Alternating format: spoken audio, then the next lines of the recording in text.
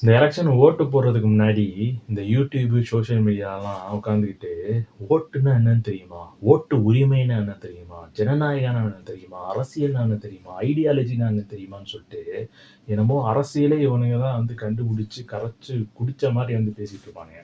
அவனுங்க பேச்செல்லாம் எதையுமே வந்து கேட்காதீங்க. ஏன்னா, அவனுங்க ஆல்ரெடி ஒரு கட்சிய மைண்ட்ல வச்சுக்கிட்டு உங்கள்ட்ட வந்து பேசிட்டு இருப்பாங்க. அவய்ங்க வந்து உங்கள வந்து இன்ஃப்ளூயன்ஸ் பண்றதுக்கு வந்து வாய்ப்பு இருக்கு. அதனால உங்க மனசுக்கு, உங்க இதயம் வந்து யாருக்கு ஓட்டு போட இதயம்னு சொல்ல முடியாது. மூளை.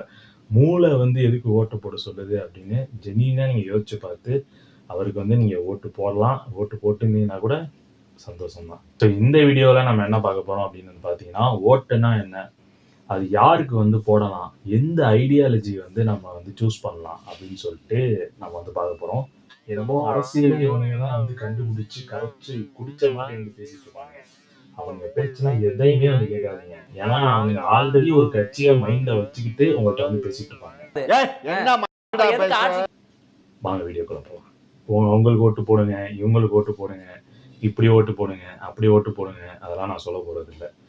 நீங்க ஒருத்தருக்கு ஓட்டு போடுறீங்க அப்படின்னா, அட்லீஸ்ட் அந்த பொலிட்டிக்கல் பார்ட்டியோட ஐடியாலஜி, அவங்களோட ஸ்டாண்ட் வந்து அதுவாவது நம்ம வந்து தெரிஞ்சுக்கிட்டு அவங்களுக்கு வந்து ஓட்டு போடணும். ஸோ இந்த ஐடியாலஜி, திராவிடம், தமிழ் தேசியம் இதெல்லாம் சொல்றானுங்களே, இந்த வார்த்தைனா கூட என்னமே புரியாதவங்களுக்கு தான் இந்த வீடியோ. ஃபர்ஸ்ட்டு யார் யார் என்ன ஐடியாலஜி வச்சிருக்காங்கன்னு தெரிஞ்சதுக்கு முன்னாடி, ஐடியாலஜினா ஃபர்ஸ்ட் என்ன?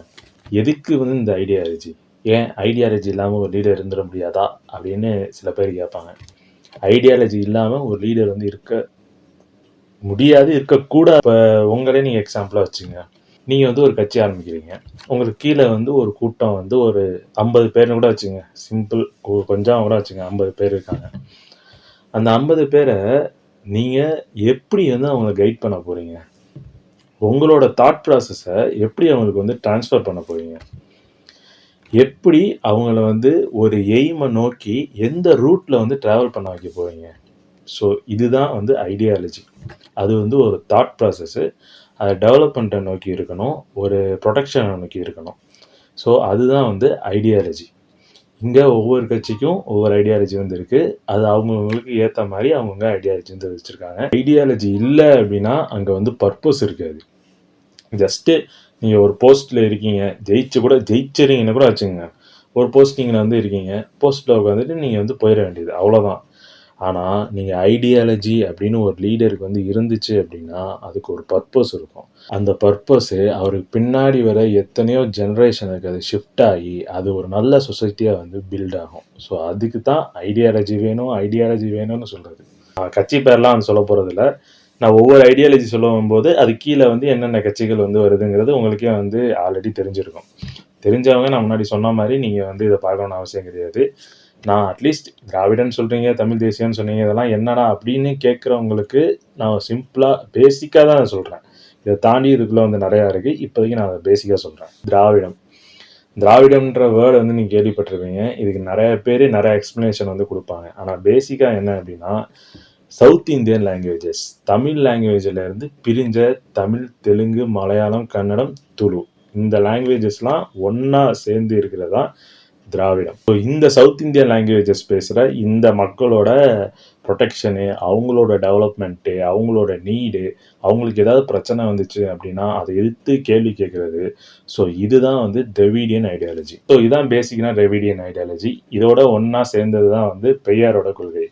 அவர் தான் வந்து திராவிடத்தை வந்து வளர்த்தாரு. அதோட பெண் விடுதலை, ஜாதி மறுப்பு, கடவுள் மறுப்பு, மூட நம்பிக்கையை வந்து எதிர்த்தது, அப்புறம் எஜுகேஷன் வந்து இம்ப்ரூவ் ஆகணும் அப்படின்றது, இது எல்லாத்தையும் ஒன்றா சேர்த்து தான் இந்த திராவிட கட்சிகள்லாம் வந்து இப்போ வந்து ஃபங்க்ஷன் ஆகிட்டு இருக்கு. ஸோ இந்த திராவிடியன் ஐடியாலஜி கீழே என்ன கட்சிகள் வருதுன்னு உங்களுக்கு தெரியும். டிஎம்கே, ஏடிஎம்கே.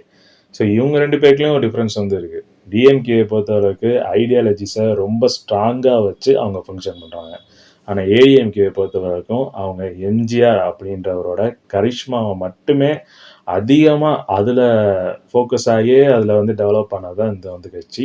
பட் ரெண்டுக்குமே சேம் ஐடியாலஜி தான். ஸோ இந்த திராவிடியன் ஐடியாலஜிக்கு அப்படியே ஆப்போசிட்டில் இருக்கிறது தான் தமிழ் தேசியம். ஸோ தமிழ் தேசியம் சொல்லும்போது அது வந்து பிரிவினைன்னு சொல்லுவாங்க. அது வந்து ஏற்க முடியாத ஒரு கொள்கை அப்படின்னு சொல்லுவாங்க. எப்படி திராவிடியன் பாலிசியில் வந்து எப்படி ஒரு சவுத் இந்தியன் லாங்குவேஜஸ்லாம் ஒரு 4-5 லாங்குவேஜ் ஒன்றா இருந்து அந்த லாங்குவேஜ் பேசுகிற மக்களுக்கு வந்து என்னென்ன பெனிஃபிட்ஸ்லாம் கிடைக்கணும், அவங்களோட ப்ரொடெக்ஷனுக்கு ஃபோக்கஸ் பண்ணுற மாதிரி இது தமிழ் மக்களுக்கான ஒரு கொள்கை அப்படின்னு வச்சுக்கலாம். தமிழ் மக்களை அதிகமாக ஃபோக்கஸ் பண்ணோம், தமிழ் மக்களோட பிரச்சனைகள் அதிகமாக வந்து பேசும், தமிழ் மக்களோட டெவலப்மெண்ட்டை பற்றி அதிகமாக வந்து பேசுவாங்க. அது மட்டும் இல்லாமல் இங்கே இருக்கிற லேண்டு பற்றி பேசுவாங்க, அதில் இருக்க பிரச்சனை பற்றி பேசுவாங்க, தண்ணி பற்றி பேசுவாங்க, காடு பற்றி பேசுவாங்க, மரம் பற்றி பேசுவாங்க, மலை பற்றி பேசுவாங்க, பறவை பற்றி பேசுவாங்க, இங்கே இருக்கிற அனிமல்ஸ் பற்றி பேசுவாங்க. மொத்தமாக அந்த தமிழ்நாட்டோட நேச்சுரல் வெல்த்தையும் அதிகமாக ஃபோக்கஸ் பண்ணி அதில் இருக்கிற பிரச்சனையை வந்து அதிகமாக வந்து பேசுவாங்க. எங்கெங்கே தமிழ் மக்கள்லாம் இருக்காங்களோ அங்கங்கே அவங்க வந்து தமிழ் தேசியம் வந்து பேசுவாங்க. அதில் முக்கியமாக சொல்லணும்னா ஸ்ரீலங்கா, மலேசியா, சிங்கப்பூர் இங்கே வந்து அதிகமான தமிழ் மக்கள் இருக்கனால அவங்க அங்கே வந்து அதிகமாக தமிழ் தேசியம் கொள்கைகள் வந்து அதிகமாக அவங்க வந்து ப்ராக்டிஸ் பண்ணுறாங்க. ஸோ அந்த ஸ்ரீலங்கன் சிவில் வார்லேருந்து இன்ஃப்ளூயன்ஸ் ஆகி அதுக்கப்புறம் ஒரு பார்ட்டி ஸ்டார்ட் பண்ணி அதுலேருந்து ரெவல்யூஷன் கொண்டு வரணும் அப்படின்னு நினைக்கிறது தான் வந்து இந்த நாம் தமிழர் கட்சி. தேசியம், திராவிடம் இது 2 தான் இருக்கா அப்படின்னு வந்து கேட்டிங்கன்னா இல்லை, அதை தாண்டியும் நிறைய கொள்கைகள் வந்துருக்கு. அதுலேயும் வேர்ல்டு லெவலில் பேசுகிற கம்யூனிசம் வந்து நம்ம ஊர்லேயும் இருக்குது. ஆனால் அதிகமாக யங்ஸ்டர்ஸ்ட்டை இப்போ வந்து அது பில்ட் ஆகலை. கம்யூனிசம் தான் கத்தி படத்தில் வந்து சொல்லுவார்ல, நீ பசி தீர்ந்ததுக்கப்புறம் சாப்பிட்ற ஒரு இட்லி கூட இன்னொருத்தருக்கு சொந்தமான ஆக்சுவலாக வந்தது தான். ஸோ கம்யூனிசம் அப்படின்னா என்னென்னா எல்லாருக்குமே எல்லாமே சமம், யாருக்கும் எதுவும் சொந்தம் கூட கிடையாது, எல்லாருக்கும் எல்லாமே அப்படின்றது தான் வந்து கம்யூனிசம். இப்போ எப்படின்னா ஒரு ரிச் இருக்கான் அப்படின்னா அவனுக்கு கீழே ஒரு புவர் இருக்கான் அப்படின்னா அந்த ரிச்சு அந்த புவருக்கு வந்து ஹெல்ப் பண்ணி அவனுக்கு ஈக்குவலாக வர வைக்கணும். ஸோ அதுதான் அவங்களுடைய கொள்கை.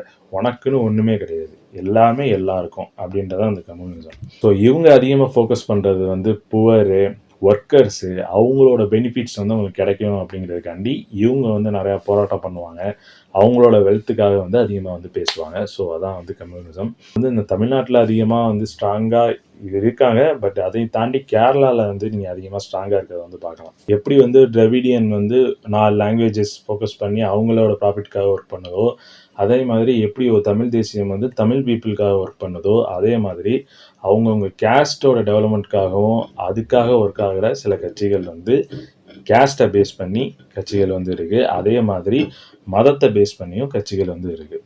இதில் அவங்கவுங்க மக்களுக்கு பெனிஃபிட் ஆகணும், அவங்கவுங்க மக்கள் வந்து ப்ரொடெக்ட் ஆகணும், அவங்கவுங்க மக்கள் வந்து டெவலப்மெண்ட் ஆகணும், இதுக்காக அவங்க ஒன்று ஒன்றா வந்து ஸ்டார்ட் பண்ணாங்க. ஸோ இதில் பெருசாக என்னால் கட்சிகளோட பேர் அதோட ஹிஸ்ட்ரிலாம் என்னால் சொல்ல முடியாது. லீடர்ஸோட ஒர்க்லாம் எவ்வளோ, அச்சீவ்மெண்ட்ஸ்லாம் எவ்வளோ, அவங்க எவ்வளோ ஸ்கீம்ஸ்லாம் கொண்டு வந்திருக்காங்க, இதை பற்றிலாம் நான் அதில் இப்போ பேச முடியாது. ஏன்னா இது எலெக்ஷனுக்கு முதல் நான் வந்து இந்த வீடியோ எடுக்கிறேன். ஜஸ்ட்டு ஐடியாலஜிஸ்னால் என்னங்கிறத மட்டும் அண்டர்ஸ்டாண்ட் பண்ணியே ஆக வேண்டிய சுச்சுவேஷன் கண்டிப்பாக எல்லாருக்குமே வந்து இருக்குது. ஸோ இதெல்லாம் நான் பேசிக்காக சின்னதாக வந்து சொல்லியிருக்கேன். இது வந்து ஒரு அதோட ஒரு ஒன்லைன் அப்படின்னு வந்து வச்சுக்கலாம். ஸோ இதை தாண்டி இந்த ஐடியாலஜிஸில் வந்து நிறையாவே வந்து இருக்குது. ஸோ இந்த வீடியோ வந்து எலெக்ஷனுக்காக மட்டுமா அப்படின்றது வந்து கிடையாது. இதை தாண்டியும் நம்ம வந்து எலெக்ஷனுக்கு அப்புறமும் நமக்கு வந்து பொலிட்டிக்கல் பார்ட்டி யாரோ ஒருத்தர் வந்து நம்ம ரூல் பண்ண தான் போகிறாங்க. ஸோ அவங்களோட ஐடியாலஜி, அவங்க எந்த அளவுக்கு வந்து தாட் ப்ராசஸோடு இருக்காங்க, எந்த அளவுக்கு வந்து அட்மினிஸ்ட்ரேஷனோட இருக்காங்க, எந்த அளவுக்கு அவங்க வந்து மக்களுக்கான ஒரு லீடராக வந்து இருக்காங்க அப்படின்றத வந்து நம்ம அனலைஸ் பண்ணோம். நாங்கள் எல்லாத்துக்கும் ரெடியா அவரை இட்டுன்னு போறது எங்களுக்கு கஷ்டம்.